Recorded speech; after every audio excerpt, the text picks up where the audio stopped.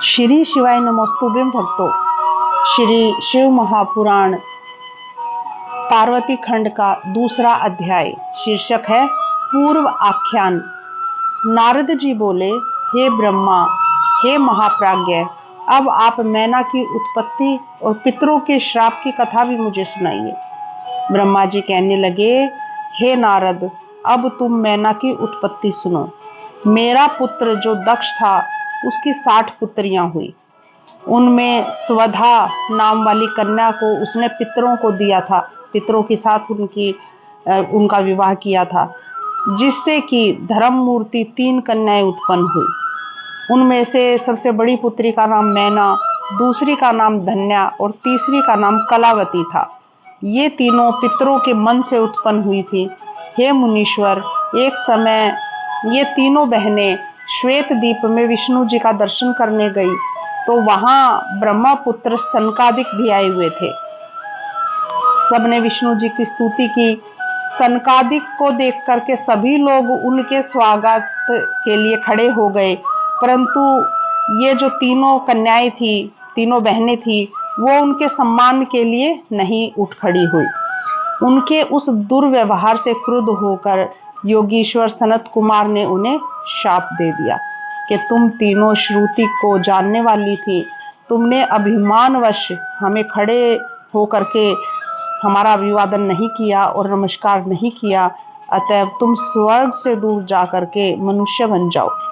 ब्रह्मा जी कहते हैं कि उन तीनों साध्वी बहनों ने चकित होकर ऋषि का वचन सुना और सिर झुका करके उनके चरणों में गिरती हुई बोली, हे मुनिवर, इस समय प्रसन्न हो जाइए। हम मूर्ख हैं, मूढ़ हैं, इसी से हम लोगों ने आपको प्रणाम नहीं किया। अतएव ऐसी कृपा कीजिए कि जिससे कि हम स्वर्ग को पुनः प्राप्त कर लें। सनत कुमार ने कहा, हे पितरों की कन्याओं, अब तुम प्रसन्न होकर मेरे वचनों को सुनो। जिस प्रकार तुम्हें सर्वथा सुख प्राप्त होगा। हिमालय पर्वत हिम का आधार है। यह ज्येष्ठा उनकी कामिनी होगी, यानी कि उनकी पत्नी होगी। इसको पार्वती नामक एक कन्या प्राप्त होगी। यह दूसरी कन्या धन्या है, जो महायोगिनी जनक की पत्नी होगी और जिसकी महायोगिनी जी के यहाँ पर जो है माता सीता, महालक्ष्मी माता सीता हो करके उत्पन्न होंगी। और कलावती जो है वो वृषभानु की पत्नी होगी। और इस प्रकार द्वापर के अंत में यही लक्ष्मी उनकी पुत्री कृष्ण प्रिया यानी कि राधा के नाम से प्रकट होंगी।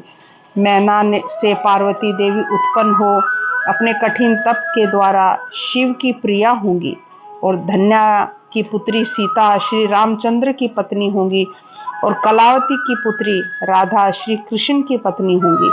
ऐसा कह मुनिराज जो है वो अंतर्ध्यान हो गए और वे तीनों बहनें भी सुखी होकर अपने धाम को चली गई।